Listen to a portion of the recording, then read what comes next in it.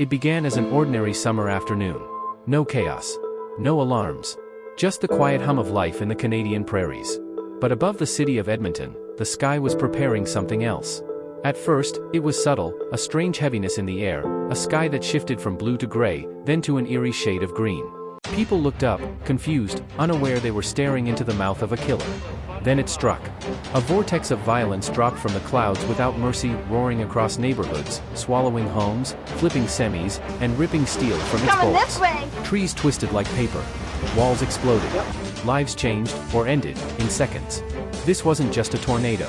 This was a force of nature no one saw coming, an F4 monster with winds nearing 420 kilometers per hour. It chewed through South Edmonton, carved its name into the industrial heart of the city, and left behind a scar so deep, it still aches decades later. 27 deaths, injured over 300, and resulted in more than $300 million. And yet, outside Canada, almost no one remembers it. But this is a story that demands to be remembered. This is the forgotten terror of July 31st, 1987. The day the sky turned against Edmonton. In the early afternoon, the air shifted. Birds fell silent, and the breeze, which had been gentle, became still, ominous. At approximately 2:55 p.m., a funnel cloud briefly touched down in Leduc County, south of the city, before lifting back up into the sky. Meteorologists at the time weren't quite sure what to make of it. Tornadoes weren't common in Alberta, and this brief sighting didn't seem to indicate much more than a strong thunderstorm. But that was the calm before the storm. A few moments later, the conditions began to intensify, and the tornado, one of the strongest the region would ever experience, formed once again. This time, it was heading straight for Edmonton. By 3 p.m., a tornado warning had been issued for the southeastern part of the city. But by then, it was too late. The funnel cloud had already formed into a powerful F4 tornado, a force of nature that would soon devastate homes, businesses, and lives. Back in 1987, Edmonton was a city with a population just over 500,000, a busy, bustling urban center, but not one accustomed to tornadoes. This was not Kansas, nor was it the southern United States. Alberta had seen its share of storms, but tornadoes of this magnitude were a rare phenomenon. Edmonton had no public sirens warning of impending disaster, no widespread alerts, and no sophisticated warning systems to reach the masses.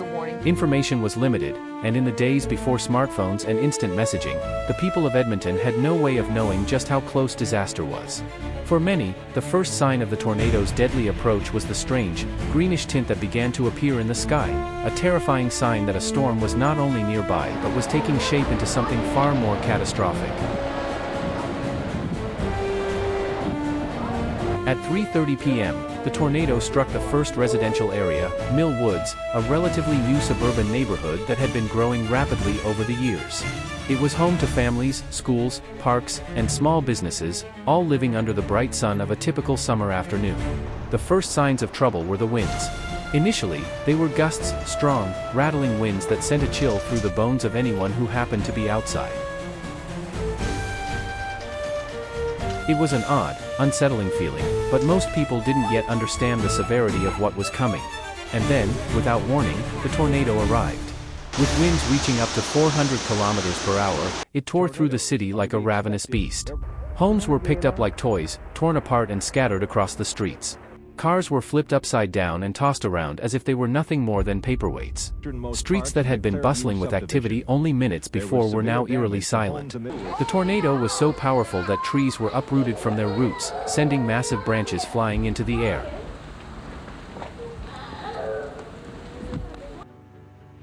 It was as if the earth itself had been ripped open and turned inside out. In the blink of an eye, entire neighborhoods were wiped off the map. But the horror didn't stop there. The tornado seemed to have a mind of its own, shifting and changing direction in a way that made it nearly impossible for anyone to predict where it would go next. It wasn't a single storm front, it was a living, breathing monster with multiple smaller vortices spinning within it. The tornado continued its path of destruction, heading toward the industrial areas of Edmonton. Refinery Row, a critical area home to massive oil storage tanks, factories, and pipelines, was next in line. The storm struck with full force, tearing apart the steel and concrete structures of the industrial sector. For the workers and residents in this area, the tornado's arrival was nothing short of apocalyptic. The tornado's winds were so powerful that oil storage tanks weighing several tons were lifted from their foundations and hurled through the air, exploding into flames as they collided with buildings and power lines. The scene looked like something from a disaster movie: raging fires, the smell of smoke and burning oil, the shriek of metal twisting and snapping under the pressure of the storm. At the same time, the tornado's impact on nearby homes and businesses was devastating. Whole streets were wiped clean, with only debris left behind. Cars were tossed like toys, and buildings were reduced to rubble. The path of destruction seemed endless, and for the people caught in its fury, there was no escape. The tornado had no mercy. When the tornado finally began to lift and dissipate just north of Edmonton around 4:30 p.m., the damage was immeasurable. Entire neighborhoods were gone, families displaced, and the physical scars of the storm were everywhere. The tornado left behind a path of destruction that covered nearly 40 kilometers, making its way through residential areas, businesses, and vital infrastructure. By the time the storm had passed, 27 people were dead, and more than 300 were injured. Thousands more were left homeless, their houses either destroyed or severely damaged beyond repair. The destruction was estimated to cost over $300 million, an astronomical figure at the time. Yet, despite the scale of the disaster, the world's attention quickly shifted elsewhere. Other news stories dominated the headlines, and Edmonton's tragedy was forgotten by much of the world. For the residents of Edmonton, however, the memory of that day would never fade. Many survivors found themselves grappling with the psychological scars left behind by the tornado. The fear, the chaos, the destruction, it lingered long after the storm had passed. But in the face of tragedy, Edmonton's people showed remarkable resilience. Emergency crews and volunteers from across the city and beyond rushed in to help with search and rescue operations. In the immediate aftermath, shelters were set up to house those left homeless. Medical teams worked tirelessly to treat the injured, and communities came together to support each other. The rebuilding process took months, even years. Entire neighborhoods were reconstructed from scratch, and the industrial sector, especially Refinery Row, would never be the same. Yet through it all, Edmontonians didn't just rebuild their homes, they rebuilt their spirit. The recovery was not just physical but emotional. The city came together as a community, united in the face of disaster. While the people of Edmonton knew the significance of the event, it quickly faded from the broader national consciousness. The 1987 Edmonton tornado, one of the most powerful and deadly tornadoes in Canadian history, became known as Canada's Forgotten Black Friday. Unlike other disasters, this one didn't make the front pages of every newspaper or dominate the news cycle for weeks on end. But the survivors and those who lived through it would never forget. The city carried the weight of this loss, though the wider world had moved on. It wasn't until decades later, on the 30th anniversary of the storm in 2017, that the city finally got the recognition it deserved.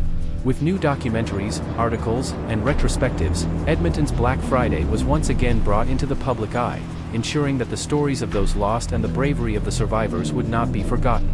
The 1987 Edmonton tornado serves as a reminder of the raw power of nature and the unpredictability of life. It also speaks to the resilience of a community in the face of tragedy, a city that came together, rebuilt, and moved forward, all while carrying the memory of that unforgettable day in their hearts.